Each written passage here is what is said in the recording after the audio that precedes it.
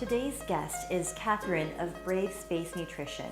She's a registered dietitian and nutrition therapist, helping share an important message about body image and our relationship to food. As a non-diet dietitian, she is currently breaking the norm and providing us with the right tools to feel a sense of freedom from food and love our bodies more. Welcome to the Lifepreneur Project, where we talk about life, about business, and making a difference in our community. Here we get to share stories that will help motivate and inspire you on your journey. Katherine, thank you so much for being here with us today. Thank you for having me. I'm so happy to be here. Oh my goodness. So just to let you know, the way that we met through a mutual friend, Lily, and she had this amazing event to help put women out there. And it was called Vampire, and it was about women-owned businesses. And Katherine actually came up to me, and I had met her in salsa, but we never actually talked yet. And so it was kind of cool that you came up and talked to me, and I just immediately connected with you. I could tell that you were so passionate about what you do, and you have such an important message to share. And I used to struggle with an eating disorder, and I have family members that do, and it's just crazy because as a personal shopper, it's about body image, and you're trying to help somebody feel good with where they're at in their life. So, I just thought that we could definitely do something together. Absolutely. And I was so attracted to you. Tanya's so fashionable, and she's got this beautiful energy about her. But I was thinking in terms of our collaboration and connection, she's very much on the front lines of one of the most vulnerable times, I think, really for women, which is their bodies being in front of a mirror and really confronting their body shape and their body size, which can be really hard. And you're really right there. Yeah, in the middle of all of it.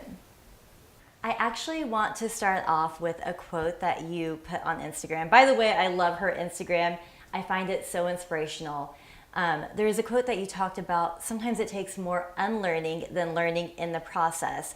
And I think it's just weird how we all make our own habits. We create our own ways that we want to eat, how we think that, when we're thinking about, are we hungry? What should we eat? How much did we eat today? We create something that we don't even know. Can you talk a little bit more about that? So it's such a great question, and I'm so happy that you enjoyed the Instagram post. So really the inspiration for that Instagram and post that I did was because we live in an age where we're inundated with information from the internet, and everyone seems to be sort of an expert, right?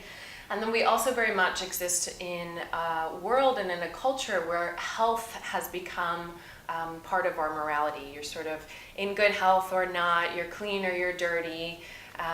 And so much of what I do with my clients, because they come in with so much information, because they're inundated with so much, is dispelling a lot of myths and differentiating between what is truth and what is something that someone sort of made up and put on their blog just to get more followers, etc. And really unlearning all the things that we've been taught from a cultural level, which is how we should and shouldn't move our bodies, how we should and shouldn't eat. And so much of what I do is really myth dispelling in some ways, but also as a registered dietitian and nutrition therapist, being able to teach and differentiate between what we actually know from the science and what is still left for question. I really like that you mentioned about how we see things in black and white, and it's not just in nutrition, it's everything in life. We feel like we're doing something right, and then we feel like we're doing something wrong. And with dieting, I know for myself when I was younger and I was going through that, I made my own way of eating and I created my own diet, which nobody told me about. I did my own research and created something out of nowhere. And what do you think is the first step that you need to take to create more awareness in the diets and the way that you're eating? So I think it's really hard to tell that we are dieting, in part because dieting, very much the word diet has become a 4-letter word. It's something that culturally many people, and I hear this a lot with my clients and when I speak to groups, is that they often resonate with the idea of not dieting. I'm not on a diet. I'm not on a Weight Watchers or a paleo or a keto or something specific. But what we don't realize is that we exist in dieting culture. And so we do a lot of things in the name of quote unquote health, and oftentimes this ends up being to the detriment of our own health and well-being.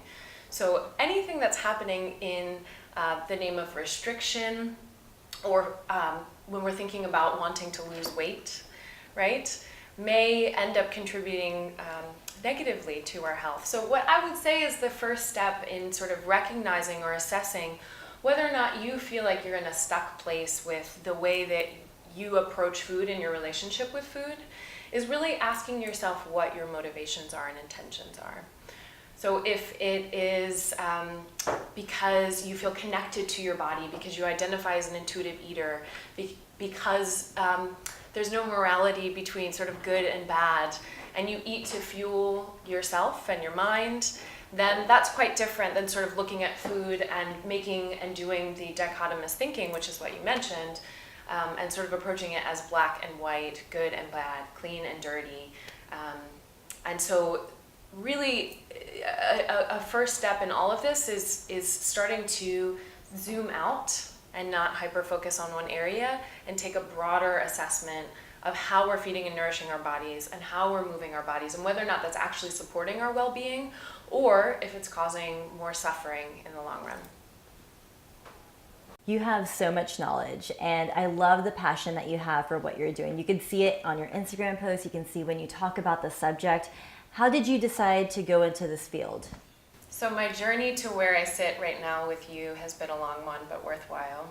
I have a background in communications and international relations, and it wasn't until my mid-20s that I decided that I wanted to pursue nutrition and food because of my passion for what it could do to heal the body. Now, when I started, I very much believed that I was going to save the world through food and that it could heal the body.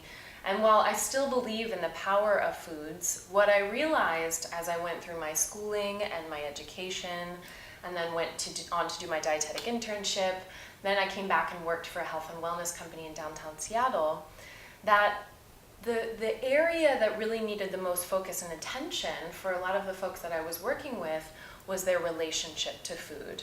That it was less about what the data was showing, and it was less about the focus on weight loss, and it was less about sort of these meta goals, but rather when we really got down to it, I found myself over and over again talking about one's relationship with food and their body. And I kept seeing these patterns, these habitual patterns of body hatred and confusion and dysfunction with my clients' relationship to food. And so that's when I really decided to transition from being only health focused, right, in terms of what food can do for us, and transition into the behaviors that contribute to our health. Because what we know is it's not just about food and it's not just about movement.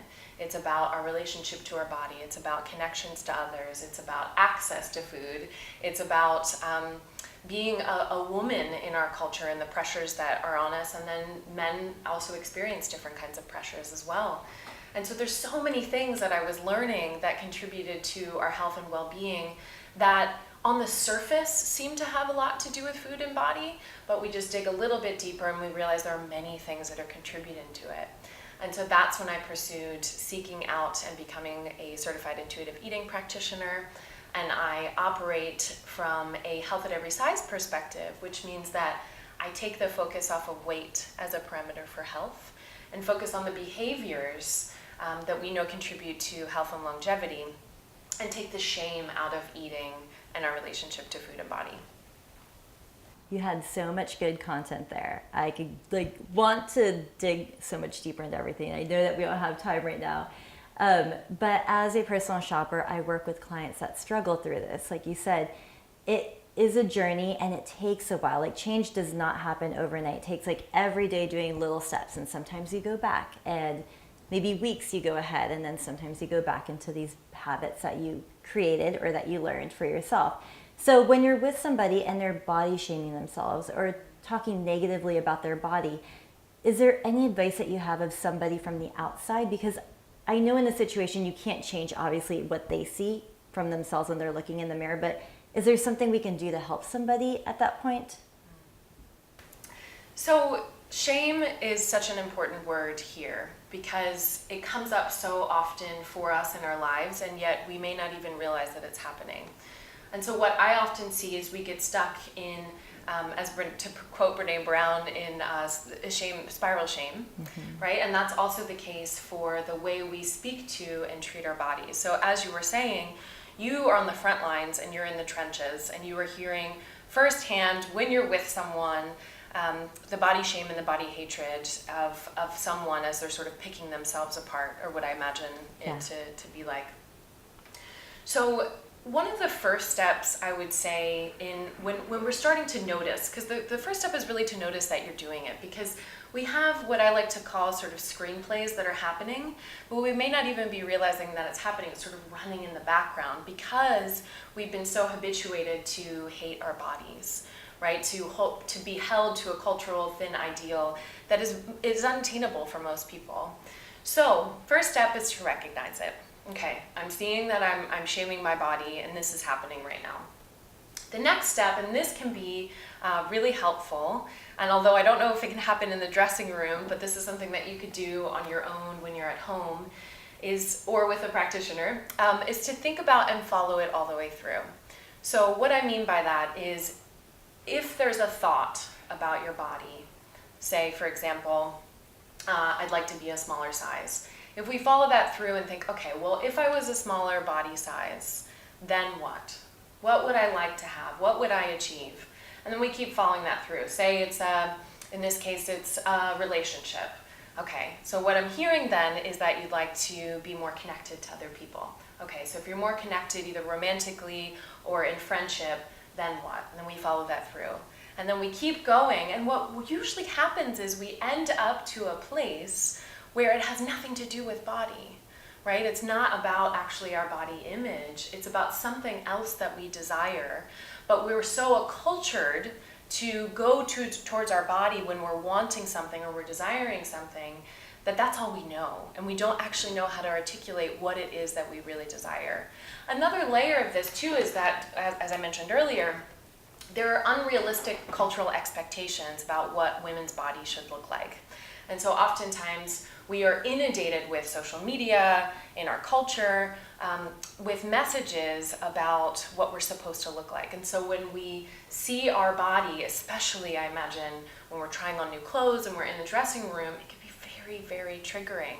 And so I would encourage your clients and anyone who's listening to use that as an opportunity to either add in some self-compassion or neutrality, right? So what that means is self-compassion might sound something like, I know this is really hard for me right now. This is tough, right? Just some acknowledgement of what is going on and that it's challenging, rather than slipping into and spiraling into a self-hatred, shame spiral. The second thing I would add is neutrality. We often think about body positivity, and that's talked about often. And while that's great, that can feel and be unattainable for many people. And so I often talk about getting to a place of body neutrality, which is how can I see and recognize something that I dislike and say aloud that I'm having a bad body day, but have it just be that and move on. And maybe pick up and recognize, in your case, call out the things that you're really liking and you're seeing. I always like to ask people how they start their day, because for me, my morning routine is really important and kind of sacred. Is there something that you do on a daily basis, even if it isn't in the morning, like a mantra or something that helps you just go throughout your day in a good, positive light? You are so right, Tanya, that mornings are very much sacred. And I think that's really challenging for a lot of us, because in our culture, we sort of wake up, usually have our phones next to us, especially if we're driven individuals, and we sort of pick up and get going almost immediately. So for me, it's very important for me to slow down my mornings as much as I want to rush it. So some of the things that I look forward to are a very special rose candle that I light in the morning.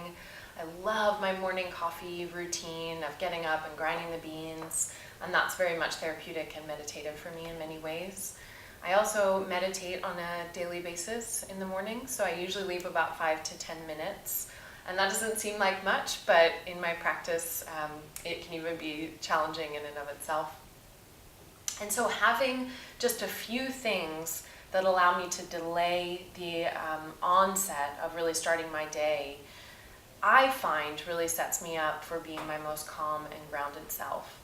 And then when I'm meditating, I might ask myself some questions or give myself some affirmations or reassurance. So that might sound like, what are you hungry for today? Right? So it may not be food, although that could be the answer because it is morning time, but it might be connection, inspiration, rest, right? And just in the process going through and doing a body scan, really attending to what my needs are first thing in the morning so that I can best attend to my clients and other people in my life and really be there and show up for them. And then I would say as I transition from my morning into my day, which some days can be quite hectic and packed full, is I am intentional about taking breaks throughout my day. And by breaks, I don't mean a half an hour break, although that would be fantastic if I had the time. But it can simply be just a moment of breath and recognition. And oftentimes I'll do it just a quick body scan, starting from the top of my head, going to my toes, noticing if there's any points of tension, and breathing into that. And what that does is help ground me. It helps me recognize if there's any swirling thoughts that are going on, and then helps me really show up for the people around me. Sometimes it can mean just having a cup of tea and really focusing on the smells and the feeling and the warmth of it. But all of it collectively is really speaks to and contributes to my own self-care. I want everybody to be able to find you. Where can we connect with you? On Instagram, on your website? Tell us where we can find you. So my business is Brave Space Nutrition, and I'm actually located in downtown Seattle, right below the gum wall in Pikes Place Market. You can find me on my website at www.bravespacenutrition.com. I'm also on Instagram, and my handle is Brave Space Nutrition. My last question to end this interview, although I feel like I could ask you a million things, but what impact do you hope to make in the world? Oh, that's such a good question. I think more than anything, I hope to change not only individuals' relationship with food and body so that they can create a relationship that is built on self-compassion and love, but also to change the entirety of the culture, which is a big task, but one that I intend to continue to pursue throughout my life, which is to create a culture that is accepting of all bodies, of all sizes, and that the focus of health be on behaviors and not just simply on the size of our body and the way that we eat. I love that, and I think it is possible. We just have to come together as a community and just spread this message and help as many people as we can. Thank you so much for being here with me today. You're welcome. It was such a pleasure. The thing that I learned and I found most important for myself is that the habits that we have about eating come a lot from something so much deeper. It could be something that we want in a relationship or a connection that we want with a certain group of people or someone in our family. So just like digging in deeper and asking those questions that you need so that you find where that desire is coming from. I think something that is really important about all of this is that these habits and what we think about our body and how we're eating all come from a deeper desire, and it could be a connection that we want in a relationship or people that we want to connect with in our family or what we're thinking about ourselves, and it has nothing to do with food. So please share your comments. I want to hear about how you feel about your eating habits. Maybe you became more aware about how you're thinking and how you want to change that or how it's affecting your life in a positive or a negative way.